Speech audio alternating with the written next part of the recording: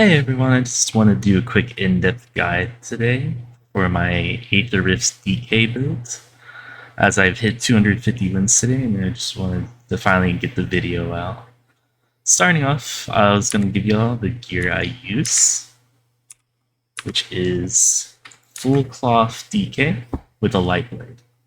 I use full cloth because of the attacks 10% attack speed and global cooldown bonus with the 15% spell defense.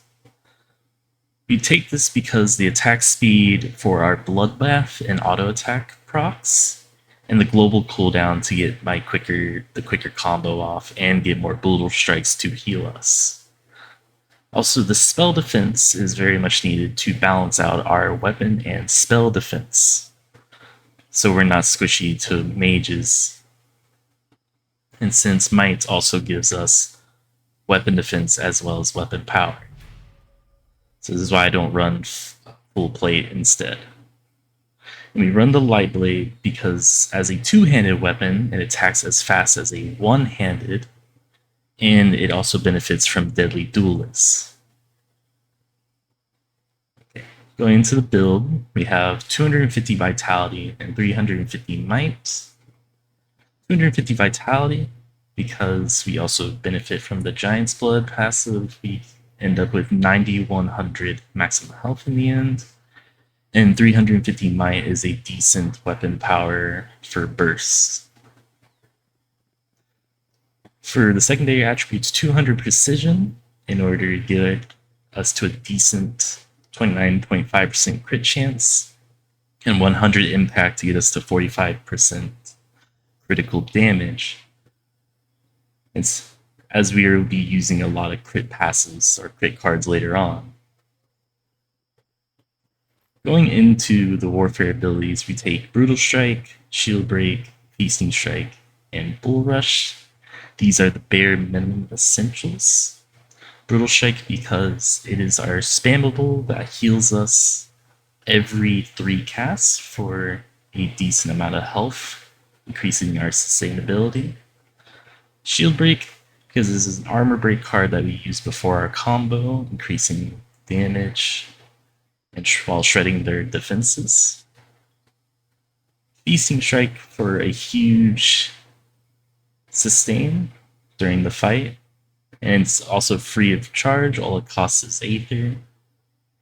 And Bull Rush for a gap closer, stun, and you fully upgrade it to increase the stun duration and lower the cooldown, making it a very valuable skill. Going to the cards, we run Troll for the increased healing below 50% HP for more sustain. Skeleton Rock Club, it increases our auto attack damage as well, since we're also using Bloodbath. This increases our damage a lot, and also increases our sane from Bloodseeker since we heal off our basic attacks. Hog Warlord because Feasting Strike, it increases the healing effectiveness of it by almost 44% if you use the full 50 Aether. And then for the last, Toad Enforcer because Bull Rush then becomes a stun, making it way better in a brawling or chasing situation. Also, the last passive we used was Bloodlust, because whenever we get below 50% HP, increases our weapon power, crit chance, and also heals us for 5% of all damage we deal during the Bloodlust duration, and helps us out a lot while we're trying to sustain.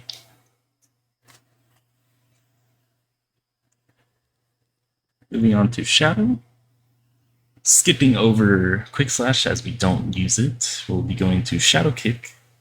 This is a very valuable skill because it interrupts players, and anyone channeling also gets slowed for an additional 30% and takes away their skill global cooldowns for 4 seconds, making this very good to use against mages. Next, we'll be using Crippling Dagger for another gap closer and actual damage, and slow. It is a very good card ability. And also stock, because they buffed it recently. Every time you use stock, you steal 10% of their weapon power and spell power for 2 seconds, allowing the ability to use after it to be even stronger.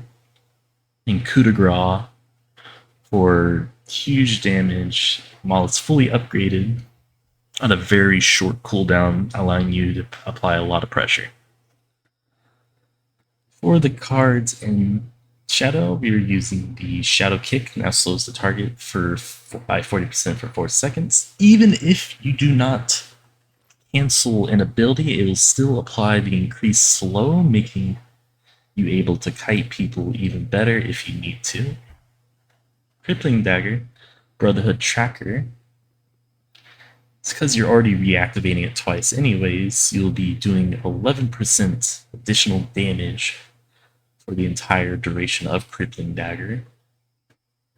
The increased slow on stock, because it allows you to stay on people way a lot better, and also makes it very anti-mage, which a lot of you are probably struggling with. And Elf Assassin for coup de grace, allowing us to get up to 60% critical chance, as this will double our 29.5%, basically making it 59% to crit every time. Sinister Plot will be running Scorn Alkalite. For every 25 Aether we spin during our combo, it'll increase our critical chance by 1%. So if you use 50 to 100 before you press Death Blossom, that's 4 or 5% critical chance, which is a little bit better. And then Death Blossom, we'll be using Salt Dust Cutthroat, increasing our critical chance by 70% higher than your natural crit chance, allowing us to get around 50% critical chance with this ability, as this is our biggest burst ability. We want it to crit more often. For the passes, we're running, of course, Deadly Duelist for the 20% increased attack speed, along with our cloth bonuses, makes our auto attacks very fast and gives us more sustain. And Trickster to steal their movement speed while so slowing them, making it very difficult for many people to get away from you or kite you. It is a very good ability. And for the last protection, Sleeping Over Bash will be taking Spirit's Resolve. I've opted to use this over Elusive, as it is cheaper, skill point costs, and a decent shield. The only drawback is it's a huge mana spender, and also Revenge for the additional damage, as they buffed it recently, and the stun card on it, which we'll be going over. Spear's Resolve. For now, I am using the 35% reflected damage to targets around you. I don't think the targets around you part is too much of an issue, as with this build, you'll be sticking to your targets easily, so they won't really be away from you too much. However, I am thinking of swapping to the other card, but again, I'm not sure, because if I were to use the other card, I would have to upgrade it.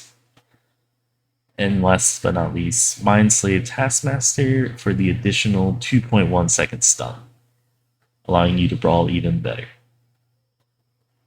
For the passives, we're running Giant's Blood for the 10% health increase. It does not apply here, but once you go into the Rift, it'll be around 9100 HP. And Undying Will, which when you hit 20% HP, you are practically almost unkillable for 6 seconds, allowing you to attempt to sustain and get to higher HP. If not, you'll probably brawl the other person to death. That is my DK Rift build. If I make any changes, I will post another video. I hope you all have a wonderful day. Bye.